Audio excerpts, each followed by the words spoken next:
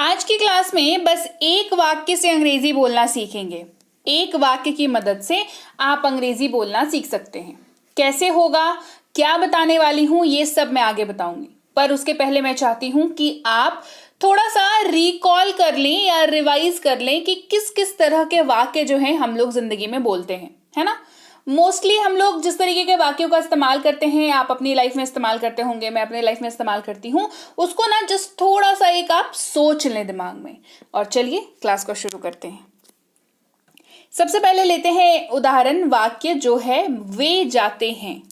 यहां पर मैंने उदाहरण जो है वो दे का लेके रखा हुआ है, ठीक है। तो आप इसको अपने अकॉर्डिंग आप इसको एडजस्ट कर लेंगे, है ना। वे जाते हैं, राइट। इसका जो ट्रांसलेशन होगा, इसका जो अनुवाद होगा वो होगा दे गो। वे जो है वो उसकी अंग्रेजी होती है दे, और जाते हैं यानी कि गो, तो दे गो। वे जाते हैं, दे गो। सबसे पहले तो इसका स्ट्रक्चर समझ लीजिए कि स्ट्रक्चर क्या होगा, क्योंकि स्ट्रक्चर जब आपको पता होता है तो आप बहुत आसानी से चीजों को कर पाते हैं, वाक्यों को कन्वर्ट कर पाते हैं। तो स्ट्रक्चर कुछ ऐसा है, सब्जेक्ट प्लस वर्ब का पहला रूप यानी कि V1 और उसके साथ अदर वर्ड्स OW। तो पर्टिकुलरली अगर इस वाक्य की हम लोग बात करें तो यहां पर सब्जेक्ट जो है वो है दे। क्या है सब्जेक्ट? सब्जेक्ट जो है वो है दे, यानी कि हमने हिंदी में क्या लिया था, वे लिया था, है ना।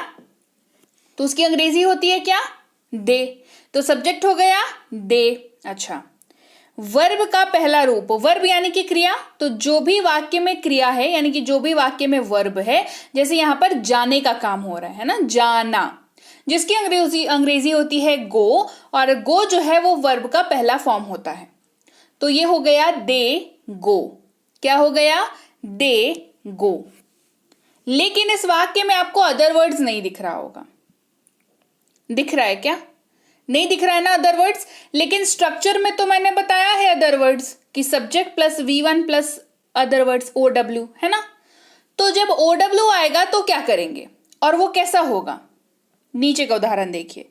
वे बाजार जाते हैं। इस वाक्य में एक वर्ड ऐड हुआ, बाजार, है ना। अब बाजार हो सकता है, स्कूल हो सकता है, कोचिंग हो सकता है, कहीं भी हो सकता है, पार्क हो सकता है, ठीक है। मैंने उदाहरण बाजार का लिया है। वे बाजार जाते हैं, करेक्ट। तो दे गो टू मार्केट। देखिए दे गो तो अपनी जगह पे रह जाएगा क्योंकि वे जाते हैं, है ना। बीच में हमने बाजार की एंट्री कराई थी। तो बाजार जो है वो क्या है, वो है ऑब्जेक्ट यानी कि अदर वर्ड्स, ठीक है। अदर वर्ड्स क्या हो गया, बाजार। तो वे बाजार जाते हैं, दे गो टू मार्केट।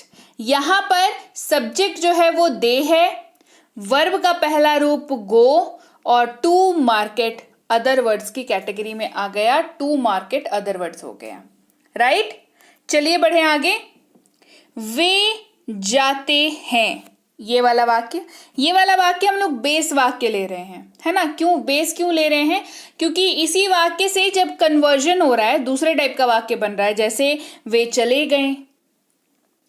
तो एक वाक्य जो बेस वाक्य है हमारा, उससे उसको जान करके, उसका स्ट्रक्चर जान करके आप कैसे हजारों लाखों वाक्य बना सकते हैं, आपको वो देखना है, वो सीखना है।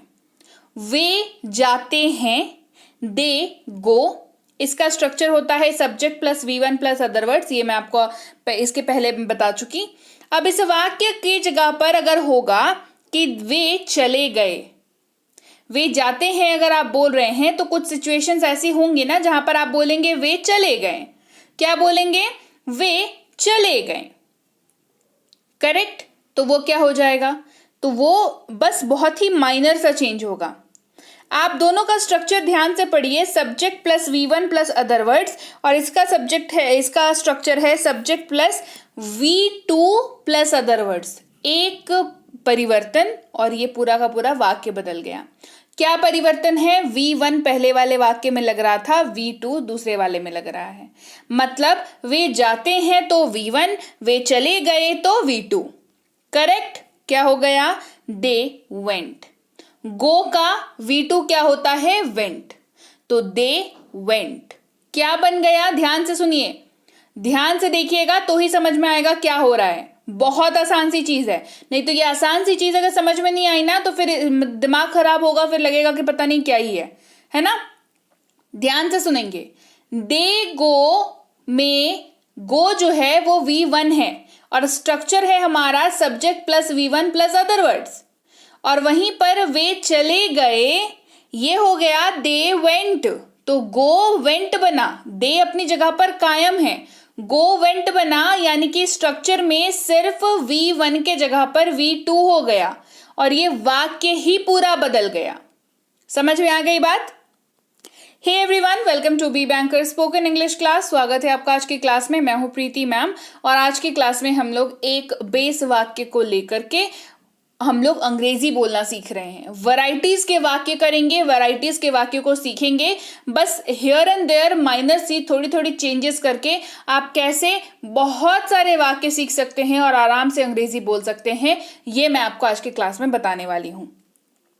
तो अगर आप इस चैनल पर पहली बार आ रहे हैं तो बेल नोटिफिकेशन को हिट कर दीजिएगा सब्सक्राइब करने के बाद, ताकि जब भी हमारी कोई नई क्लास आए आपको पता लगे, आपको नोटिफिकेशन आए और आप क्लास को अटेंड कर पाएं, देख पाएं। इसके अलावा आगे जाकर के मैं व्हाट्सएप नंबर और टेलीग्राम का नंबर भी दे दूंगी, ताकि अगर क्लास आपकी मान लीजिए नहीं आपको दिखी तो आपके मोबाइल पर आ जाएगी, आप वहां पर देख लीजिएगा। राइट, चलिए क्लास को आगे बढ़ाते हैं और अब देखते हैं बेस वाक्य से अगला वाक्य क्या बनाते हैं हम लोग। वे जाते हैं, ये हमारा बेस वाक्य है, पहले ही बता चुकी हूं। वे जाते हैं, दे गो, स्ट्रक्चर है सब्जेक्ट V1 अदर वर्ड। अब हमने वाक्य बनाया वे जाएंगे। क्या वाक्य बनाया? वे जाएंगे। वे जाते हैं बन सकता है ना, वे जाएंगे हम लोग बोल सकते हैं, डिपेंड्स की सिचुएशन क्या है, क्या कब किस वक्त पे क्या बात कर रहे हैं। करेक्ट, वे जाएंगे हो जाएगा they will go. Correct, structure में क्या चेंज आएगा? बहुत ही माइनर सा, मतलब इसके पहले वाले से तो और छोटा चेंज आएगा, है ना। क्या हो जाएगा? स्ट्रक्चर सेम रह जाएगा, बस एक नए शब्द की एंट्री होगी जो कि है विल, WILL विल। अब स्ट्रक्चर हो जाएगा subject will V1 other words, बस इतना ही चेंज और ये पूरा का पूरा वाक्य हमारा बदल जाएगा और ये एक नया वाक्य बन जाएगा और ये हो जाएगा दे विल गो। दे गो बन गया दे विल गो, स्ट्रक्चर में बस एक विल ऐड हुआ एंड दैट्स इट। वे जाते हैं, अब देखते हैं कौन सा वाक्य बना रहे हैं। वे जा रहे हैं, वे जाते हैं, ये बेस वाक्य है हमारा। अब हमारा वाक्य जो है नया वो क्या है? वे जा रहे हैं। तो वे जाते हैं का दे गो हो गया, स्ट्रक्चर हो गया subject plus V1 plus other words. अच्छा, वे जा रहे हैं, इसका स्ट्रक्चर हो जाएगा सब्जेक्ट, आर ऐड होगा, आर एक नया शब्द आएगा और V1 जो है V4 हो जाएगा।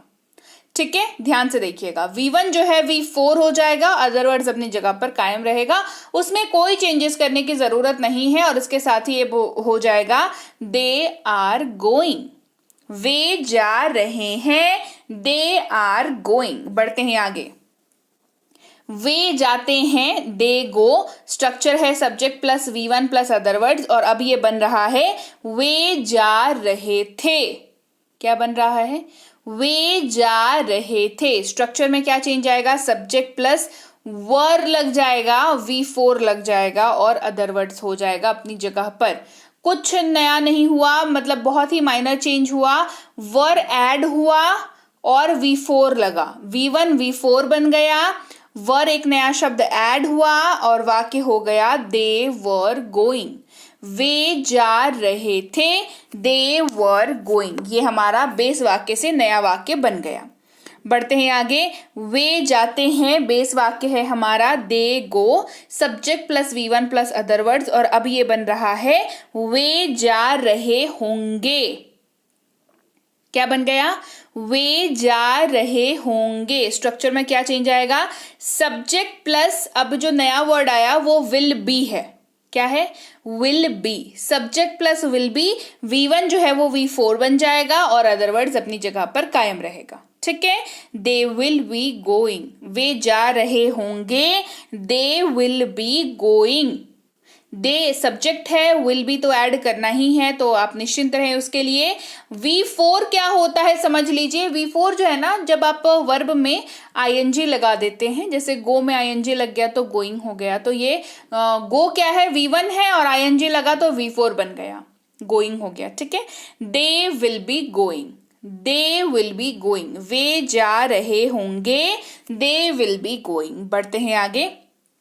और आगे बढ़ने से पहले अगर आपको लगता है ग्रामर बहुत मुश्किल है और आपको जो है आपके समझ के बिल्कुल परे है, तो आप ग्रामर की कैप्सूल वाली ई बुक ले सकते हैं।